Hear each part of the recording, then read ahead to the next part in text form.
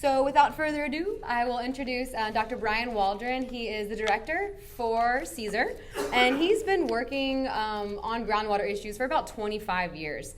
He primarily is looking at the Memphis Aquifer with a specialty in groundwater and contaminant transport.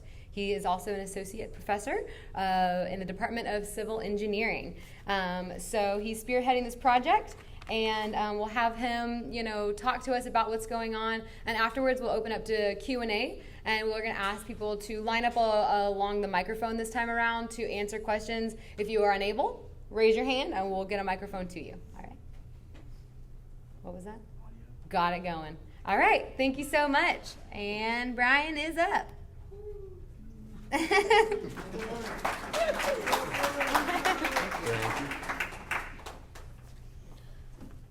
Well, I certainly appreciate the opportunity to be here today, and thank you all for coming. Sarah said I've been researching our groundwater for a number of years, and I guess this is kind of in my blood. My son was at school this last semester, and he was telling me about two of his friends he saw off at the water fountain, and they were just talking to each other, but one of them had their thumb on the water fountain button, and the water was just going. He's like, Dad, I just yelled at them. I said, stop draining the aquifer. I'm like, right here, man, right here. That's good. So, yeah. Well, so we're going to talk a little bit about I'm going to give a little bit of introduction about our groundwater so you understand where it is and where it comes from. And then I'll mention the 5 projects that we've been doing that hopefully you've had an opportunity to visit the posters in the back and visit with those students. And then, as Sarah said, we're going to have a QA coming up. Memphis has had its fair share of looking at water. It goes back all the way to the mid-1800s, actually, when Memphis was being plagued with yellow fever epidemic. Does anybody know where Memphis used to get its drinking water from? The Wolf River, yes. Used to get our drinking water from the Wolf River. But yellow fever epidemics were hitting Memphis so much, but it was really the yellow fever epidemic of 1878 that got us. In 1878, the yellow fever epidemic was so huge that there were 5,000 deaths, 7,000 cases, and 20,000 people fled Memphis. Now that's in 1878. 20,000 people is half the population of Memphis back then. So what did the state do? They canceled Memphis. They took away our charter. Yes, we were no more. We were done for. And that's the way it was. But in 1886, there was an individual, R.C. Graves. He owned an ice house downtown, and he decided that he'd drill a well. Now, we don't know why, but he decided that a well is like a soda straw in the ground, and he decided to put one in. And he kept going deeper and deeper and went through a thick clay layer and found the Memphis Aquifer in 1886. It was under so much pressure, the groundwater was under so much pressure that the water shot up to the surface and flowed on the ground for days. This was our water source, and in 1894, I'll get the numbers right, in 1894, we regained our charter. And therefore, I can guarantee you that we are here, Memphis is here only because of our groundwater. That is why we are here. So what a great and precious resource that we have. Now, this is not just something that is beneath our feet here in Memphis or Shelby County. It is actually quite larger than that. This is a blue outline showing the extent of this aquifer that we have beneath our feet. It's not just underneath Shelby County, but it crosses 8 states, portions of 8 states. The majority of that is under Tennessee, Arkansas, and Mississippi. If we were to cut a line across that and look at it underground, like in a cross section, this is what it would look like, where the aquifers in blue are separated by layers of clay and gray. And that clay is great. Remember art class, playing with the clay and how thick it was, and water was in there, but it just really wouldn't move through? That's what this clay does. It protects our drinking water supply. And that's a great thing for the city of Memphis and for Shelby County. So Our primary drinking water source is the one in yellow. We call it the Memphis sand. It's different names, different places, but we here in Memphis call it Memphis. So we call it the Memphis Aquifer, and it is really thick. Beneath our feet, it's around 750 feet thick. That is around, I think it's 15 buses end to end. That is a long, thick aquifer, and it's all sand. A lot of people think that it's a lake or just an underground river, that it's just open, but it's not. It's actually sand. If you've ever been to the beach and you've kicked up that sand, or you have play sand in your backyard that your kids play in, it's just like that. And water just fills in between the grains. That's our aquifer system. So this clay layer is great. It protects our drinking water supply. So if there is a contaminant that leaks underground, it will get stopped by that clay and not get through. However, there are places in Shelby County where that clay is naturally absent. We call it a breach. It's a hole. And it's naturally there. It was formed millions of years ago. However, what happens is the contaminants where these breaches occur is they bypass the protective nature of that clay and get into our drinking water supply and hit our wells. And therefore, what we want to avoid is having any of that contamination occur. Now, we have the best water in the nation. Yes. And you can turn on your faucet right now, all of you, and get clean, fresh water. It is great water. We just don't want to get to a bad point where it is contaminated. That's where we don't want to be. So what do we do? Well, one, these breaches, where are they? Well, what we have is Memphis. This whole map is Shelby County. Memphis is in the center. The yellow sun is us. This is the Hollywood Community Center where the yellow sun is. On the east side of Shelby County, you see that big gray area. Well, that clay goes away there. That protects our groundwater. And the Memphis Aquifer, which you have to go down 350 feet just to touch the top of it, comes up to the surface over there. And therefore, that's where it gets recharged by rain. And that gives us back our water. Well, all these red splotches, there's about 15 of them. That's where we know or suspect breaches to exist in the clay. Are there more? Yes, we believe that there are more. We don't know where they are. Part of this research will be looking at that. Now, what I'm going to show you is where we know contamination currently exists in the aquifer sitting above the Memphis Aquifer. It's where it's shallow. It's right up near the top. But it's that water that can potentially go through these breaches, these holes, and get into our drinking water supply. That's where the known contamination is. It covers a very broad area, the black dots and the purple dots. And you can see the relationship to where these breaches are. That's why this 18 cents a month that you are giving and I am giving toward this research is so important. We need to prevent contamination of our groundwater and keep it at the high quality that it is.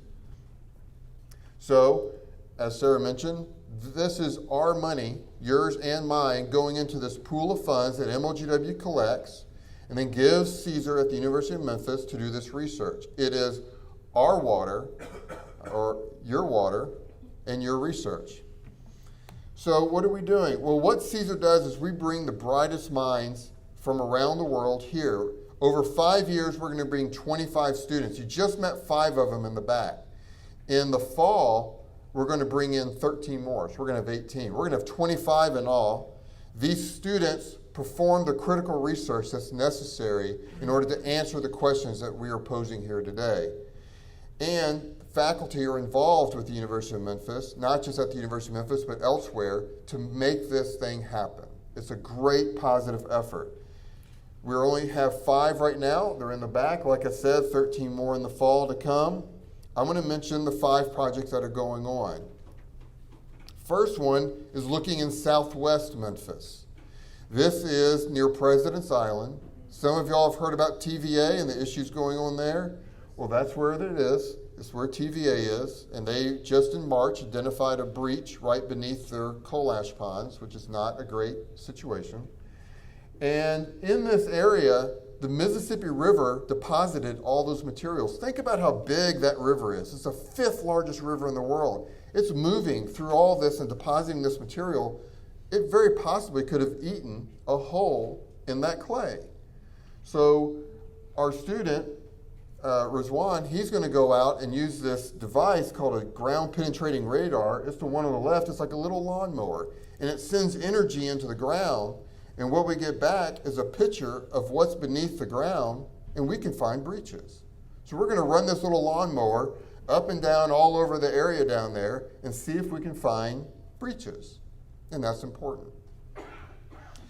This supports Council District 6 and 8. We mention these things because it is important that as citizens, we let our council people know the importance of this type of study. So this is impacting Council District 6 and 8. A second investigation is looking at groundwater flow through Sheehan. This is near the University of Memphis. You may have heard in the news something about custom cleaners. Custom Cleaners was a very historic dry cleaners near the University of Memphis. There's a number of them near there, but Custom Cleaners has a really bad contamination right beneath it. And we don't know if there's a breach right beneath it. But if that contaminant gets into the drinking water supply, there is an MLGW well field right nearby. And we want to prevent any type of that contamination getting into that well field. The well field is a collection of wells. On your brochure that you got when you walked in, on the back, there's a listing of definitions for terminology. But a well field is a collection of wells that bring all that water in, and then that goes into our homes. So we want to prevent the contamination from getting into that well field. That impacts Council Districts 2, 4, 5, 8, and 9. Another one is, a third one is Sophie's, and this is looking at getting a computer model. The system that we have, the groundwater system that we have is so complex, we can't just easily look at it and say, I understand what's going on. I know where the water's going over here. I know where the contaminant's going over there. It's too complex for us to understand. So we have to use computers to understand it better. Well, those computers require data. If you put bad data in, what do you think you're going to get out? Bad information coming back out. Well, that's useless. So what Sophie's doing is she's going out and she's finding 2 critical pieces of information to put good data in. One of them is hydraulic conductivity. It's an odd term, but it's just how fast the water's moving through the sand. And getting that helps us know where that water's going and how fast it's getting there. So if a contaminant's here, we want to know how fast it's going to go. That's a good parameter to know. The lower the value, the slower the movement. The higher the value, the faster the movement. The second one she's looking at, one of 2, the second one is storage. Storage is how the aquifer gives the water to the well, releases that information. The larger the number, the farther the influence that well's going to pull from. So if that number's really small, those wells are going to be pulling water from way far away and bring it into itself. But if that storage value is really small, it's just going to get it from right nearby. So it's an important value to get as well. So that's what Sophie's doing. That goes into the computer. And therefore we can use the computer to do very complex things that we cannot do with our brain. The fourth one is looking at the exchange of water between the Wolf River and the groundwater. Now the Wolf River does not directly touch our drinking water supply. Remember that beneath our feet here, the top of our drinking water supply, the Memphis Aquifer, is 350 feet down. The Wolf River is not 350 feet deep. So it is in connection with that shallow groundwater, the one that has a lot of contaminant, where all the dots were. So if it's feeding water to that could feed into a breach and get in. Well, remember also I said we only know there's 15 possible breaches. We think there's more. This is one way we're going to go out and try to find new ones. We're going to go down the Wolf River and try to find them.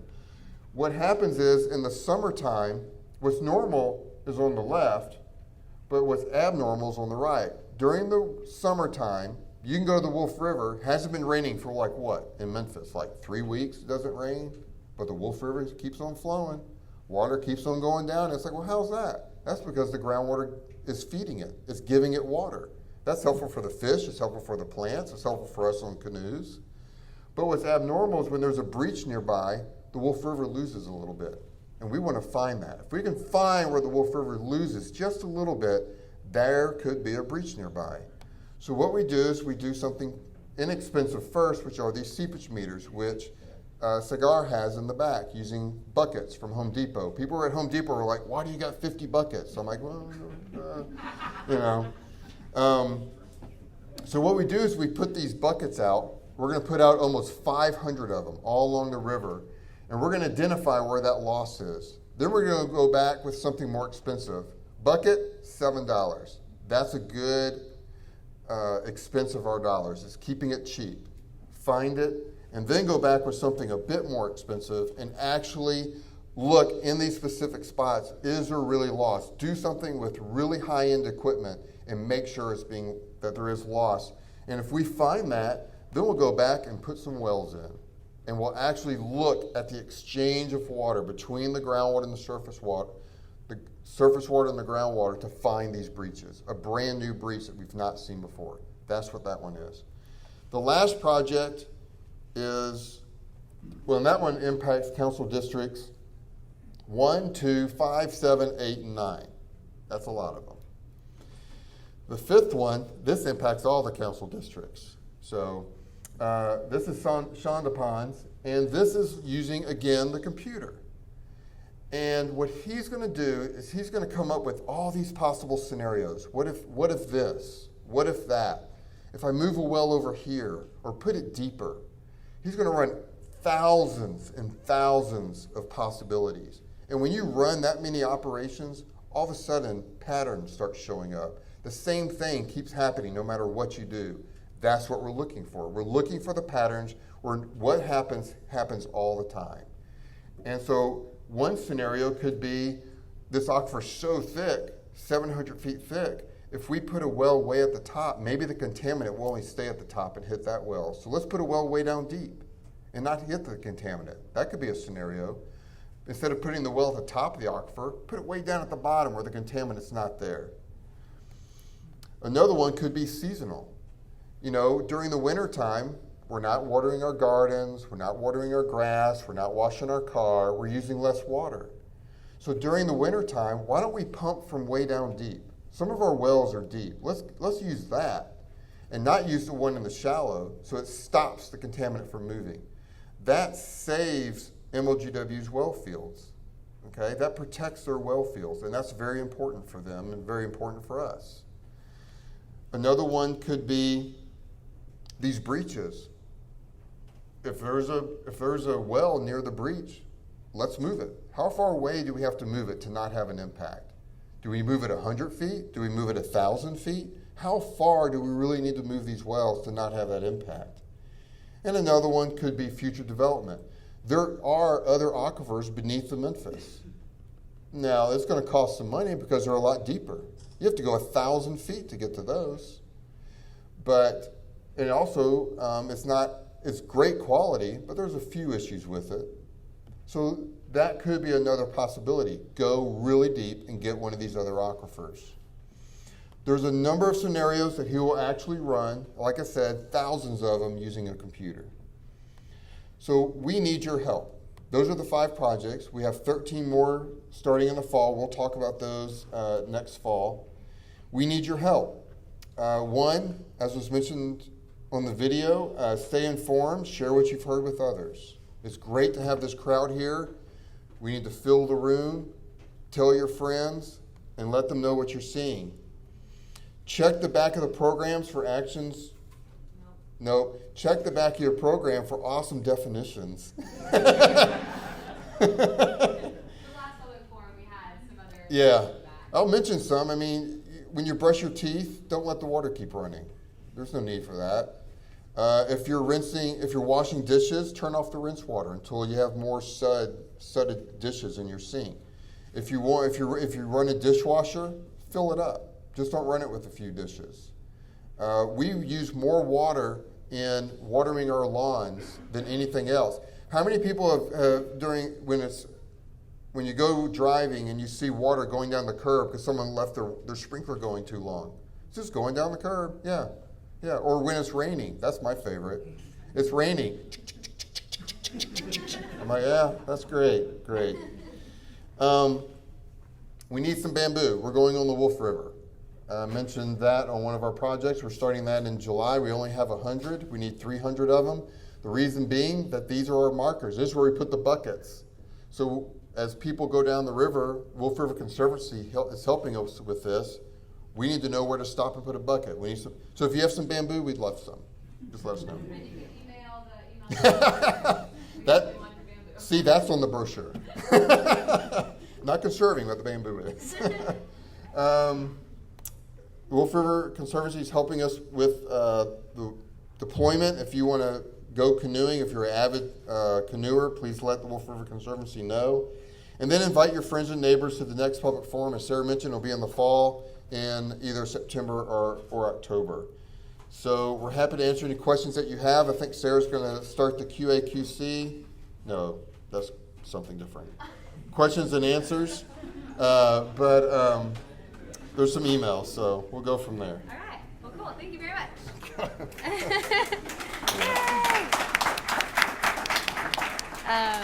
All right, so we're going to open it up for question and answers. Dr. Waldron is going to be joined by Dr. Scott Schaefer-Knocker. He is our Associate Director of Water. So he is really doing a lot of the day-to-day management of these research projects. So if you have questions, if you could please come and use the microphone that is up there. And y'all have this one, I'll plug it in. Yeah. Okay, please, go ahead. Hi, how are you? Doing great. Hi, my name is Betty Patrick Tyler. I am a resident of Memphis. I am very concerned about the fluoride that's in our water. I would have been totally ignorant had I not known Minister Yahweh, who continuously, if you are familiar with City Council, you know he comes all the time. And he informs us just about the research and the statistics about the fluoride in the water. What I'd like to do is ask you about the fluoride, why we are not listening to him and removing the fluoride, and what are future plans if you're planning to work with him on the fluoride. Okay. Well, thank you very much for the question about the fluoride.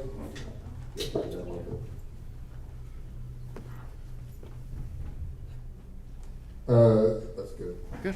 So we do not, as Caesar, we do not actually work with MLGW on the products that they stick in the water into the distribution system. So we focus on the water as it comes into the wells, and then from there it goes into their system.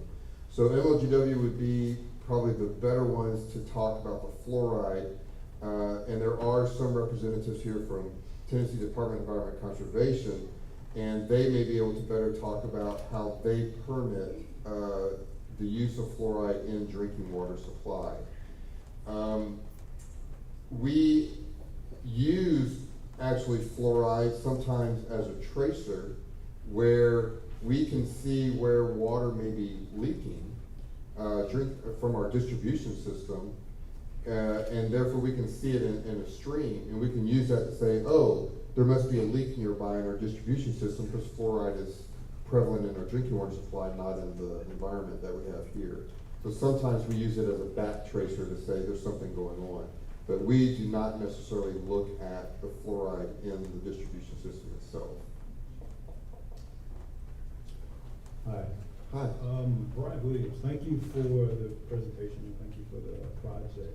My question is along the lines of bioremediation and phytoremediation, in that are there any plans on using microaccumulators such as hemp to absorb some of the contaminants, if found, to absorb some of the contaminants and metals around water? Typically, we don't deal with bioremediation. Remediation of sites is left to environmental consulting firms in town.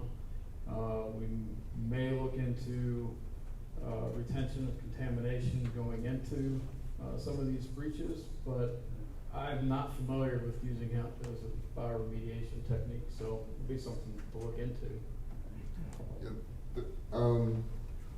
If you can look at the surface water going into, what's going into your surface water and clean that up, then you can use certain plants in order to pull out those heavy metals or to process that water before it goes further into the system. And I'm not familiar with the hemp. I guess that's probably a new idea. I am familiar with other plants that have been used in the past, like cattails, which are natural, and they are very great at pulling heavy metals up into the plant structure, and then you cut the leaves and send that to a special landfill because it has heavy metals in it. But I've not heard about the hemp one. Well, I asked because of the usage of the 300 bamboo sticks. Is that just to hold the buckets, or is that? Oh, okay. So the bamboo is a marker. So what we want is we need the canoes to go down the river and know when to stop to put a bucket into the stream. So this is going to be up in the stream with a pink flag on it. We have bamboo over here growing. It's literally behind the Hollywood Community Center. Oh, really? So I can give you my information. Excellent. Yes. We would love to have some.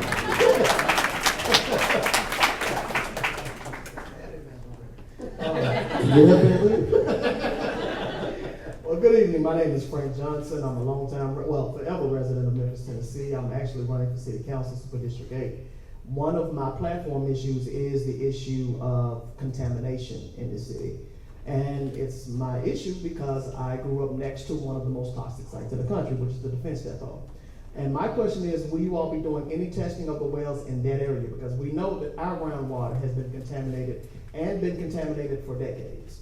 And so I also want to get the two of you all's information too, because I actually want to delve some more into this too. But will you be doing any testing at known contaminant sites? Because I know back here on the map you have my area labeled as a breached area. So I just want to see, will we be doing any type of testing or wells or just anything over there? Yes, it's a great question. We do realize that there is a breach in that area where the Army depot is. And yes, we have already been conducting some past research in that particular area of wells and contamination of the groundwater in that particular area. So we would be happy to talk with you more about that as we go forward. So yes. And please, this time, if you find out anything, please come back into the community and tell us, because we had about 50 or 60 years of us not being made aware of any type of contamination, but we also found out that there were years of research that was done on it. So, I have family members that are sick, and recovering from rare brain cancers and all these things. And right now I have an abnormally large prostate already. And so just please, if you find anything, unlike our government agencies and private corporations, please come back and let the communities around that area know, because we were not made aware hardly of anything, and everything we do know, we found out on our own, and it's still being denied by the federal government and the private contractors that were involved. So, particularly with the depot site, I believe they're still doing sampling at that location. So they have, probably 100 or so wells out there monitoring for different constituents. So it's an ongoing site. So you can grab that data from TDEC, do a Freedom of Information Act request, and get that information. So. And I'll also mention that our study in that area, looking at the depot and other sites around that, the water that MLGW is pulling from the aquifer in that area is not what you're getting is not contaminated. So the water coming out from that area is of a high quality, and what we're doing in that research is making sure that stays that way. Okay. So. We'll be happy to meet with you. Thank you. Okay, do y'all have cards or something? I got one for you. Okay. Yeah, she's nice. Hi, my name is Angelica, and I kind of have two questions. One of them is to follow up on what he just asked, which was, what is in the future of the projects that arise, what's going to be the way that the community is engaged, especially if there happens to be more breaches found. A lot of people find out through news articles, but I just wonder if there's a more direct way that members of the community can be involved. That is a great question. We are doing these public forums as a way to provide that information, the outlet for that information. These first two public forums, because the research just started, we don't have the outcomes just yet. We'll have more as fall and spring roll around on the 5 students that you saw. And then when the 13 more come in, they're going to start going, and we'll start talking about those. The public forums are a great way to get information out, but it's not all that should be done. And we are working with Memphis Light, Gas, and Water on other avenues in order to do exactly what you're asking. How do we get information back out to the community? The public forums are a great way. Is there another way to do it? Is there more ways that we can reach out? Okay, thank you. And then I guess it's probably going to be the same answer, but I'll ask anyways. For funding, especially for Project 4, if there happens to be new wells that say need to be dug or dug deeper, like, has there been hypothetical conversations yet of funding sources for that, since it seems like it would be pretty cost intensive? So, are you talking about wells as in wells that MLGW may put in, or another utility in order to pull that groundwater out for drinking water? I think so. For the Wolf River and aquifer connections that may be found with the breach you talked about, I think, Oh, okay. Yeah. Okay. So those are not production wells where we pull water and drink it.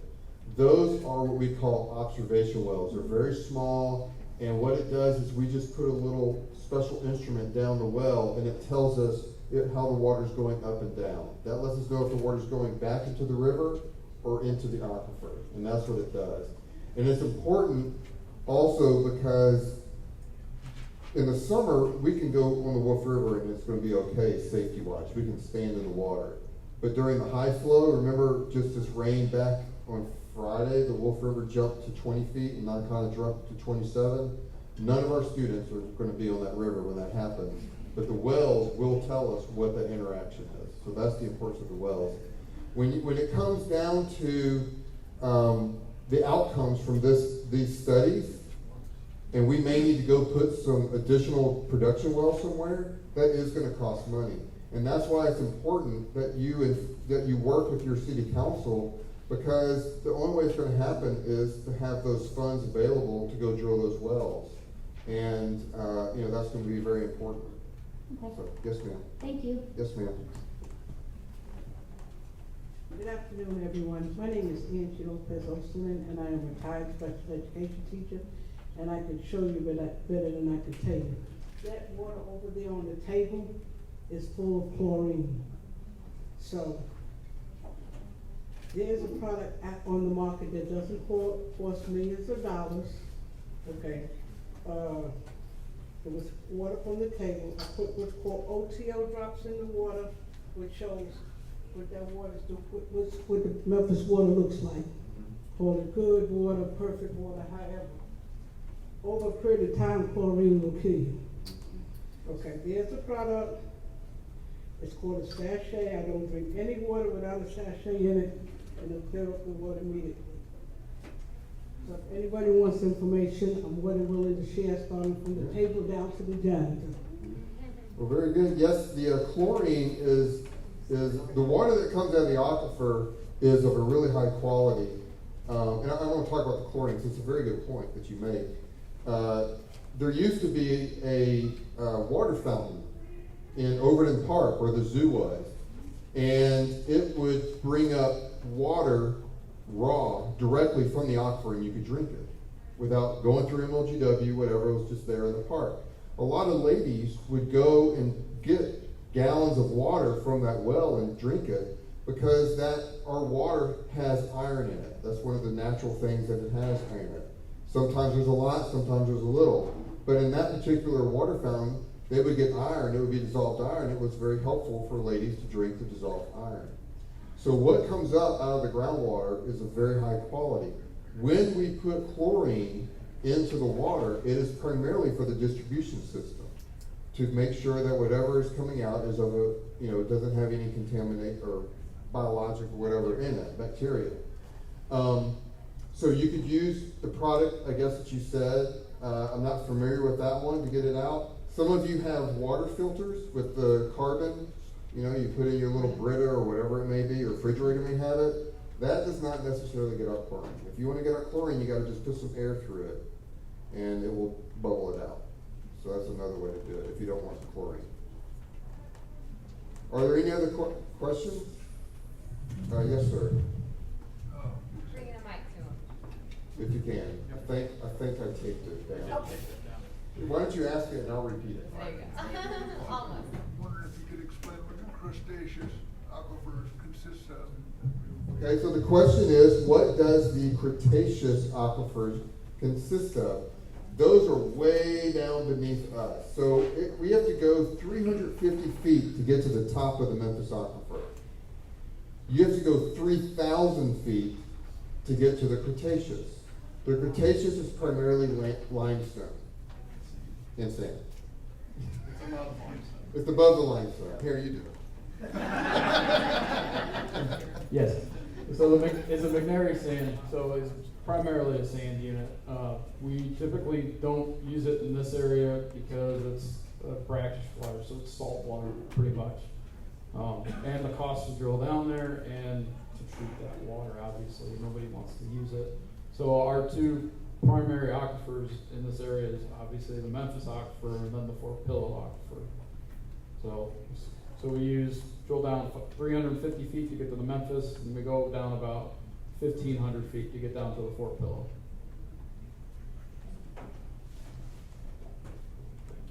Good. We're happy to answer any other questions. Yes. I'm going to make my way to the microphone.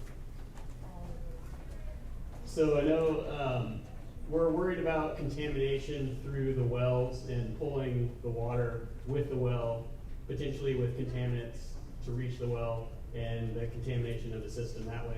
Is there an idea to drill shallow wells into the shallow aquifer to pull the contaminants ahead of them actually breaching into the lower aquifer system? It's a very good question. So the answer is no.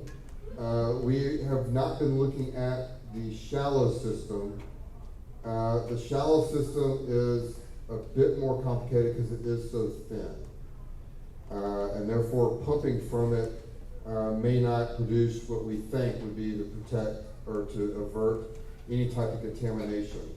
One thing that we are thinking about is, in particular situations, is it possible to fill a breach? Is it possible to do something to stop the water from going through a breach? We don't know, but we're going to try. We're going to see what it's going to look like, and that's going to be one of those projects that start in the fall. No guarantees, but that would be one of the ideas. Any other good questions? They've all been great. Yes, ma'am. Hi, my name is Janice Mundy. I do have a question. Maybe I didn't hear you covered in your presentation. These breaches, do the water supply system for all the residents, does it come from one centralized location, or do each community have its own supply source for water? That's a great question. Does the community get all their water from one central location, or is it distributed around the county? It is distributed around the county. There are 10 MLGW well fields, and Millington has 2, Carterville has 5, Germantown has 2, Bartlett has 2. So these are distributed all around, and then they will pump water central to that area and then service that area. And MLGW can correct me if I'm wrong, but I think in the event of an earthquake, all the systems are interconnected, so that you can get water throughout the whole system if needed. Am I right in that? Or did I make a bad statement? To a certain extent. Right. The reason why I asked the question is because if you didn't, I don't recall you covering it, but just about a month ago, I live up here off of Dexter, off of Hollywood, and so we're near Cypress Creek and all the contamination from the Bassett-Powell property years ago, they're dumping into Cypress Creek. And the men were there from the Bassett-Powell company testing the water just a block from me, and then they were gonna test, both north and south. And so I was curious as to why they were just focusing on this area for testing water from the effects of Bassett-Powell if the water was centralized or coming from a centralized location. So the contaminants that we have are local to a particular spot. The water that we get is from the whole aquifer. So because the contaminant is local, the investigation of where that contaminant is, how much is there, and where it's going is going to be local. So when they go and do sampling, they're gonna look at some groundwater, but they're also gonna look to see how that's getting into the surface water, because surface water moves fast. Groundwater moves real slow.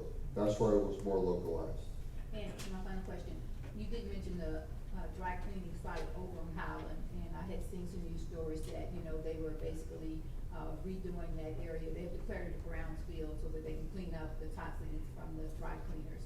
And I have continued to ask the questions, why having those same type of efforts to clarify this area, Cypress Creek specifically, that runs through the Black community, why they're not doing more to dredge and clean that, because in the event again of let's say an earthquake with all the natural disasters that's occurring around us, right now the concrete, all the contamination from Cypress Creek has been basically covered over with concrete. The contamination is still there, so if anything would happen to the concrete and it would be exposed, how would that affect our groundwater?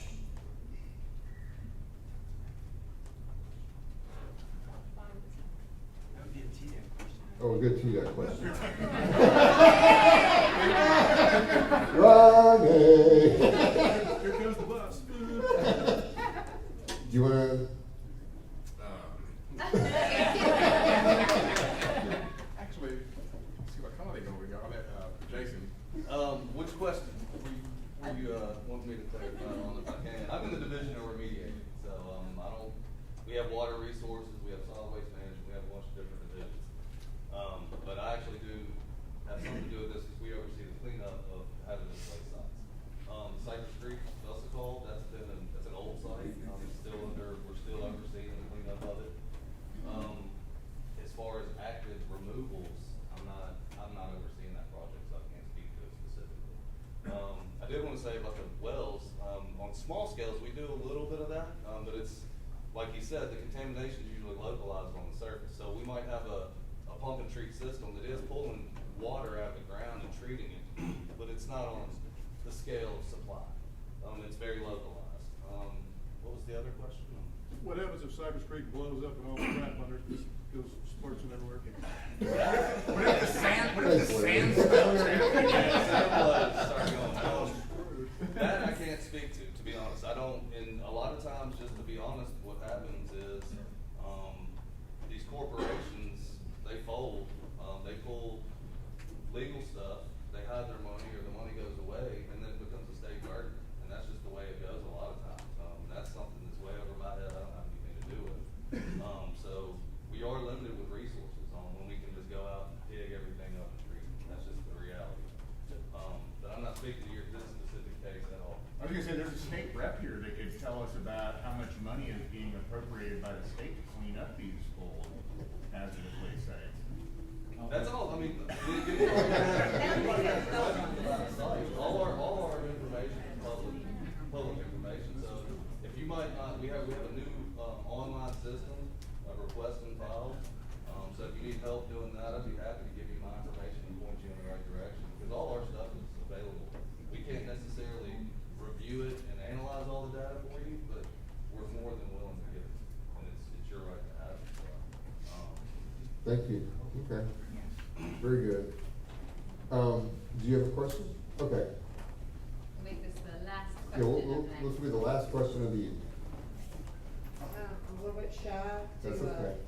say anything, but I just want to say, as an observer, I've been coming to protect the aquifer aquifer meetings ever since I've heard about all this through the internet and through a friend of mine. I live in East Memphis. Things are pretty darn good there, and I'm just shocked to hear, and I'm getting emotional just thinking about it, that these people that don't live in East Memphis, I don't understand. You know, maybe this isn't the question for U of M. Maybe it's more for these representatives from the state that are here, or the other city officials. I don't understand why these people have contamination in their areas. This is not right. So I don't understand state officials and city people that might be in this room, and I'd like to repeat this maybe in another meeting, but you know, maybe we have a city meeting about it, but yes. So, I don't understand what's going on here. Why are we buying these beautiful bridges of lights? Why are we talking about changing the riverfront when we need to put this money towards, if this is the best, I didn't know this was the best water system in the nation.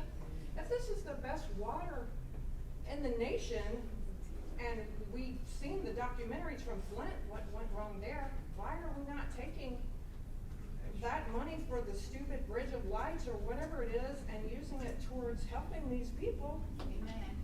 I'm just shocked to hear. I didn't know all this was going on, so I just wanted to make that comment. No, those are great points. One of the points that you made is about the contamination. I don't want to plug in the mic, it'll blow up. So, one of the issues is about the contamination. And something that we realize at the university when we've been looking at this is that this is not contamination that has occurred recently. This is contamination that has existed back since the 1960s and 70s. So you're looking at a Memphis back into that time frame. That's when a lot of these contaminants, because the Clean Water Act didn't exist back then, were dumped freely on the ground. Out of sight, out of mind was the mindset. We didn't know any better, and that's what's in our system. That's what we're trying to protect against. There have been, since then, especially since the Clean Water Act, a lot of effort has been gone in to protect any future discharge or contaminants that are occurring. So we're really looking at legacy systems, something from way back when that happened. Your point about, you know, the allocation of funds, I'm not a city official, I'm only the university, but I can speak from what we have received from our, I say our because I'm paying it too, the 18 cents a month. This is that first really positive step in order to investigate our groundwater supply. I will say that Memphis Light, we've been doing this for 25 years. The very first entity that ever gave the university funding to look at its water was Memphis Light Gas and Water. And I was reading an article not long ago about in 1940 that the city with MLGW made the first step to say, we're going to go and monitor our groundwater. We're going to do something about this. We're going to do this right now. And that was back in 1940. I think so I am not making an opinion or a vote, whatever. I'm just saying what we're doing with these dollars right now, that is a great first step. But there's a long way to go. There is a long way to go. And that's why these 5 students just aren't enough. That's why we're bringing in 13 more. And in fall of 2020, we're bringing in 10 more. Okay? And then the funding that Sarah mentioned of these corporations saying, our employees are giving money, we're going to give money. We're trying to get a 1-to-1 match. That'll be another $5 million. So that's where the dollars are coming from to help answer that, which is a great issue and great questions. And that's helping all of the citizens within that water service area. So that's what we're trying to do. So we really appreciate your time. And we're going to have to clean up real quick.